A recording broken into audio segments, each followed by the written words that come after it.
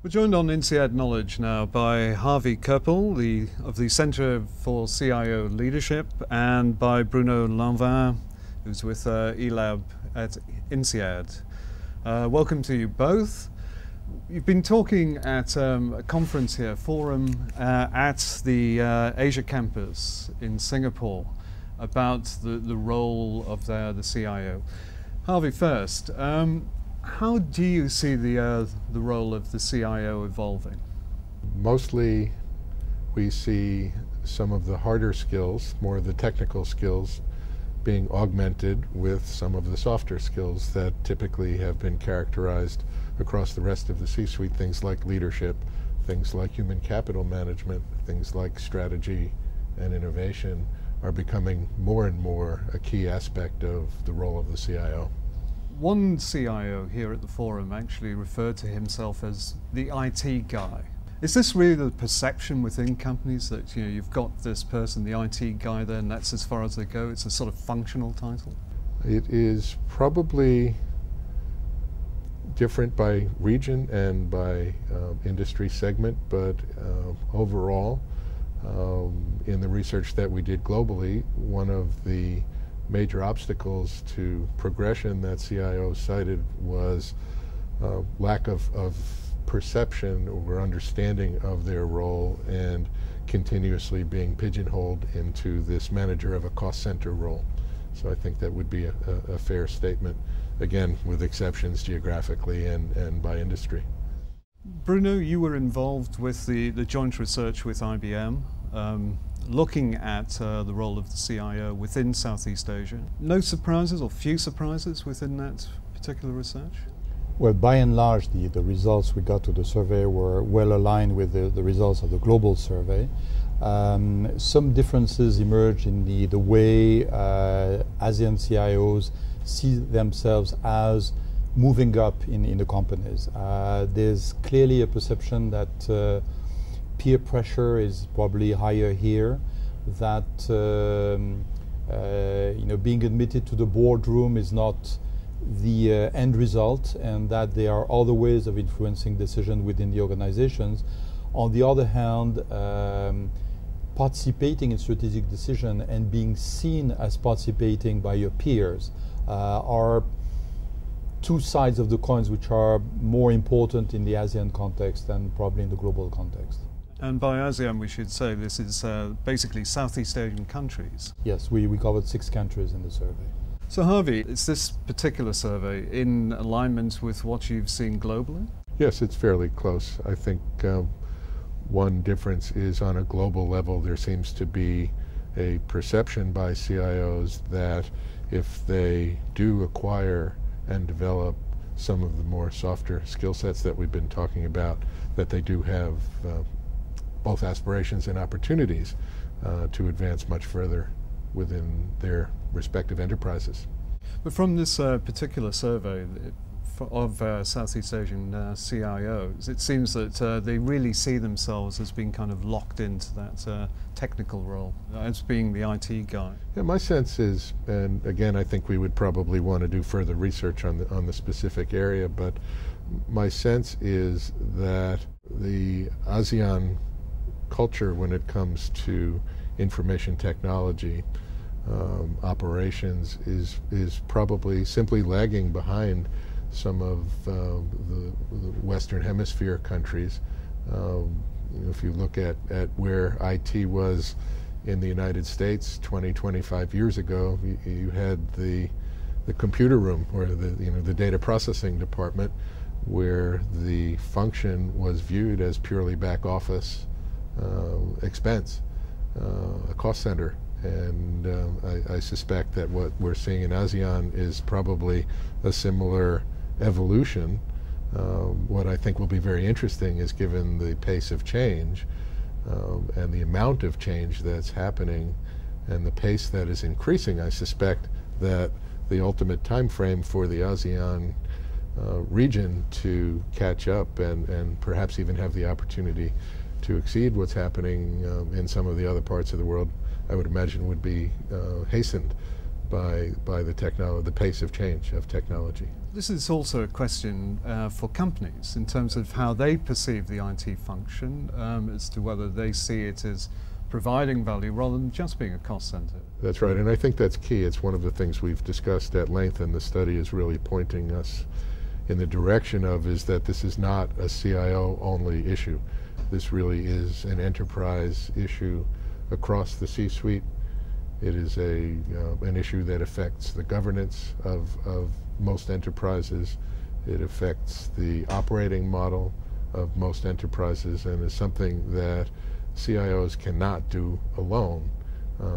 But as they begin to acquire the kinds of skills and competencies we're talking about, the hope is that they will be perceived in a different light. They will become business partners and leaders, and as the rest of the C-suite starts to become more tech savvy, somewhere the culture will meet in the middle, so to speak, and a fusion of the business skills and the technology skills will occur where they will become singular.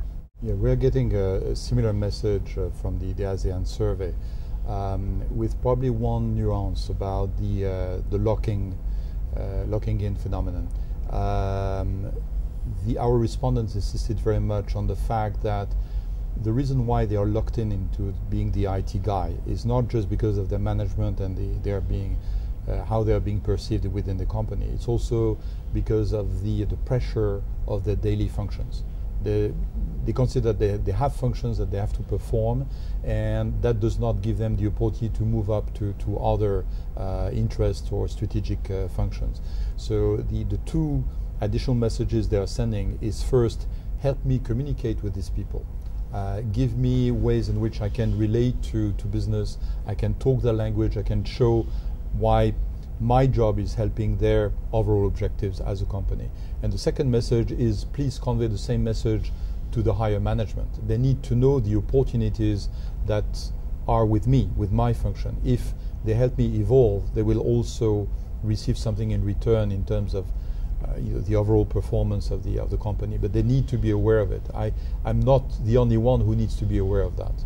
I think you mentioned within a press conference a short while ago that theoretically you could have a sales director wanting to go into IT and taking over those functions, but is that actually something that's likely to happen? It's starting to happen. I would say that's an emerging trend that we're starting to see, and I believe that is a global trend. Whether or not that persists, we'll see. But most definitely we are starting to see individuals step into the CIO role who have come up through different organizational departments. So are we going to start to see more CIOs not only going into the boardroom, taking part in boardroom discussions, but actually going on to becoming CEOs? I believe so. I mean, that is, I believe, aspirationally what CIOs are starting to think about, mainly driven by their own recognition that there is a significant amount of business value that can be exploited from the IT function that is simply being left on the table. And I believe they see that as a springboard or leverage, literally, to becoming more successful. And really, it's about making the enterprise more successful. I mean, certainly there's definitely a component of career advancement to it, but I think from the global research and the survey work that we've done, it's more about the CIO recognizing the lost opportunity that should and could be captured to add back to business value. Again, the results of the survey in ASEAN confirm that trend. Clearly, what we see is that in terms of the strategic contribution of the CIO, there is a fundamental trend which has to do with the role of IT, the role of information, the role of knowledge. And that trend, all those trends point to the same direction. There should be more of it in strategic decisions, in innovation, in identifying new business and new strategies. So it is a natural thing to expect that more CIOs will indeed move to CEO positions. One key issue that is going to be touched on within this particular forum here at INSEAD is the talent management issue. And you raised an interesting point, I thought, regarding the shortage of entry-level people, while at the other end you're getting the top tier retiring. That's right. That is going to create significant problems going forward. It is already becoming a problem, and something that we're seeing more and more. Actually, one of the goals of the Center for CIO Leadership is to work with our academic partners to help to make entry into the field in choosing IT as a career much more attractive than it currently is. I can speak now much more precisely about North America, where I live. We haven't yet done this research on a global level, but certainly within North America, from my own personal experience, we see entry-level candidates who, on the one hand, are evaluating a career in IT, and the perception right now, of course, is, well, I can become a programmer or a project manager or an IT specialist. I can work for 2 or 3 or 4 years, have my role commoditized and outsourced, or I could become an investment banker, make $80 million bonuses, and be driving a Lamborghini within the next 2 or 3 years. So, which one would I rather choose? It's not a tough decision. Now, again, that's anecdotal. It's certainly regional, and whether or not that proves to be a global phenomena, we'll see. But very clearly, this notion of commoditization of the IT function is definitely creating a negative impact on students' willingness to even pursue the career, which is something that I think we could and should do something about. And my goal is, again, as part of the center's work, is to help people to understand more of the innovative and strategic uses of IT and the business value of IT, which is equally, if not more important than the specific role of CIO, to be able to attract people back into the field. From Asia, though, a lot of Asian CIOs or talented people within the sector are basically going to end up being poached or being lured, attracted to move to, say, the States. Yes, it's happening in both directions, I think, because of the shortage, and because now, as things become more global, the industry itself will find an equilibrium. But right now, it seems to me that there is more work leaving the States, for example, being outsourced or offshored to Asia than there is coming back the other way. Then, of course, within Asia, we have seen a significant trend where initially it was move everything to India because that's where the low cost and best labor pool was. What we're seeing now is India outsourcing to China. And so that's starting to now develop. And I suspect that kind of evolution will continue to move literally around the globe as different labor pools start to develop in some of the more emerging markets, where by definition the cost structures are lower. And as companies globalize, they will start to take advantage of the lower cost, and equally as important, the appropriate labor pool that becomes available. Yes, the point that Harvey was making about North America, we find exactly the same in Europe. eLab has just started a study on e-skills for Microsoft and the European Commission, and we see this lack of supply on the e-skill side, which is a little broader than ICT skills, but for instance include most of CIO skills needed in this strategic role. And clearly there are obstacles on the side of the formal education sector. That is, the kind of profiles that are provided by universities is not what industry needs. So there's the need for on-the-job training, lifelong learning, etc. becomes more important. On the other hand, there is in the case of the US, but also in the case of Europe, pressure from the IT industry saying you have to relax your visa policies and immigration policies because we need more of these people. But this is often based on an overestimate of how much will come from these labor pools that Harvey was mentioning. And if we look at the rate of growth of the Indian economy, for instance, India will have hardly enough engineers, analysts, programmers for its own growth. So the propensity to export more of these skills will diminish with times. In the Asia region, for instance, Japan is currently suffering from a lack of engineers. So it affects not just IT, but all scientific careers for the reasons that Harvey was mentioning, attractiveness to the younger people.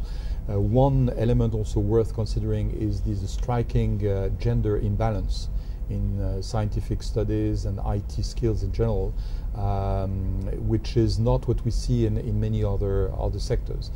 There's a lack of attractiveness of IT careers generally, but even more so for girls at school age. So there's clearly a number of missions for the education sector, for the IT sector, for governments to actually get moving on this. And the Asia region could be at the edge of this change of mindset for a number of reasons. Harvey, is this a concern about the number of women that are becoming CIOs? Presumably the numbers are very limited. They are, but again, in North America at least, growing. I was actually very pleasantly surprised to look into the audience today, for example, and see how many women were in the audience. As I said, I would have expected it to be a much lower number. So I was thrilled to see how many women were in that audience. In North America, I think the trend is certainly upward for women. But again, I think what we also need to look at is the succession planning and the entire human capital management issue, starting with the pipeline. And that is one that certainly, similar to what Bruno is describing, many fewer women seem to be entering the science, technology, engineering, and math disciplines, which are so key to IT and science and innovation in general, which is really the engine that's fueling all this great economic global development. From the surveys you've done so far, and including the ASEAN survey, is the number one concern then the talent management issue? I would say leadership first, and then talent management very, very close behind. Bruno? And one feeds the other. That is, you can't expect to create leadership, generate leadership without the proper talent management that goes with it. So the phrase talent management may be used actually here, especially and in the survey, as a different way to translate the issue of creating leadership. And Harvey, just briefly, you've been looking at China. You're about to announce results about India. Any major surprises there? I don't know about major surprises. I think, again, looking at the continuum, sort of the maturity curve, if you will, of the function of IT and the role of CIO, which, as I mentioned, in China is often not even used. I think in China there is definitely an earlier stage of maturity. And very exciting, though, I must say, there is also a very strong recognition of where they are as an industry in that region, and are becoming very active and investing heavily in acquiring the appropriate talent, in developing the appropriate leaders to start to make great progress against that maturity curve. So that'll be a good one to watch, see how that unfolds into the future. Harvey, Bruno, thanks for joining us on INSEAD Knowledge.